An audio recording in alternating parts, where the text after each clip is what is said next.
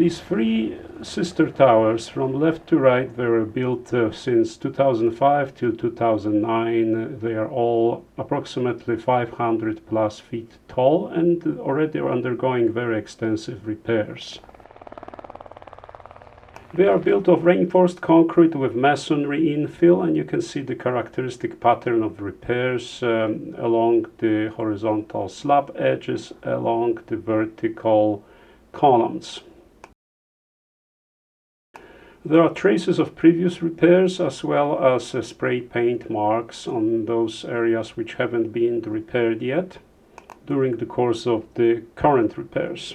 There are patterns of cracks developing primarily along the separation lines between the reinforced concrete structure and the masonry infills, as well as multiple random cracks forming in the field of the masonry infills. You can see this distinction between those areas of masonry which have been repaired, as here, without the control joints, and those areas which have been originally installed with the control joints in the stucco itself. You can see dirt oozing out along the cracks which received some water from above, seeping inside through unprotected masonry. Here is an example of the former patch, where those control joints haven't been provided and the stucco cracked uncontrollably, including such a step-like cracks as we can see here.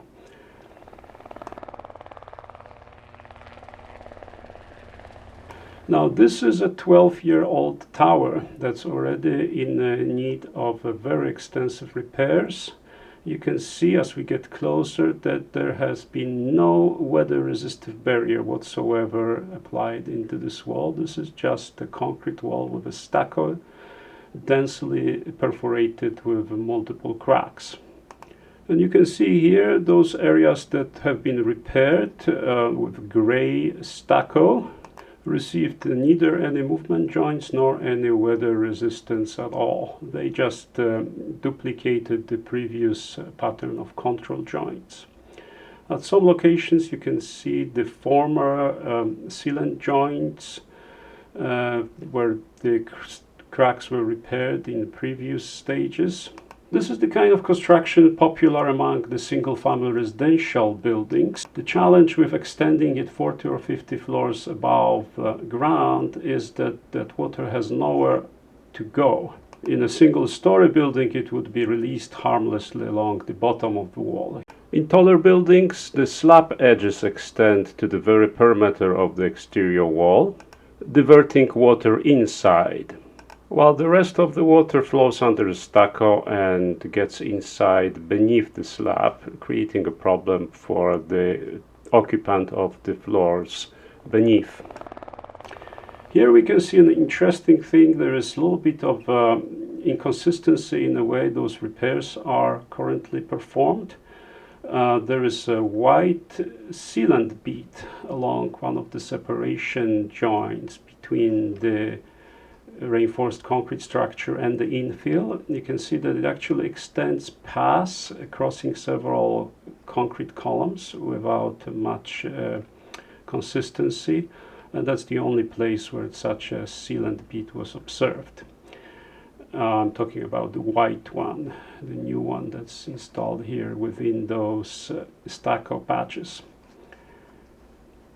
Interestingly enough, in this location there is no control joints installed at the stucco patches, while the third tower actually received those control joints in a way of a plastic trim.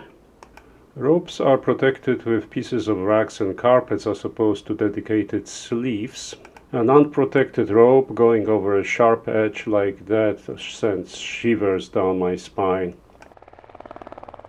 The pattern of chisels explains how laborious work it is to remove the old stucco spalled in locations like that.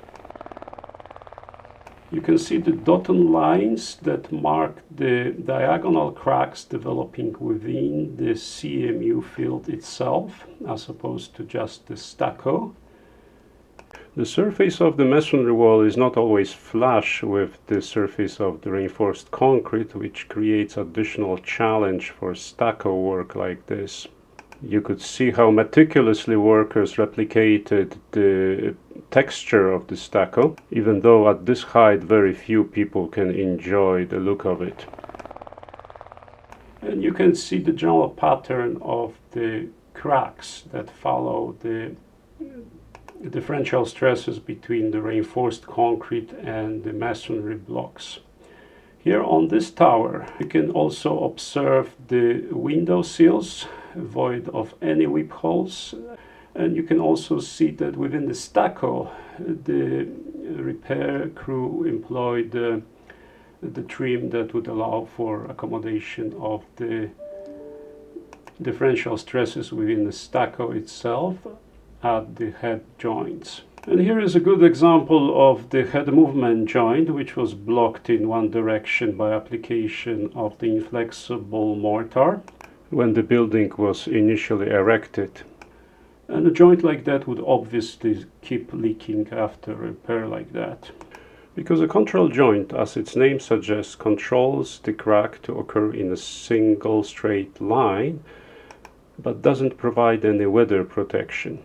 This is a waterfront property designed by the very famous architectural office and bearing the name of a very famous individual. 1 square foot here costs $1,000, give or take. Their website claims that only the finest in construction materials have been procured to craft a building that exudes quality and excellence throughout. Now, it's easy to make fun of those outrageous claims, except that almost every single building in Florida is built like that, as I described in some of my seminars. And we'll show several similar buildings in the next parts.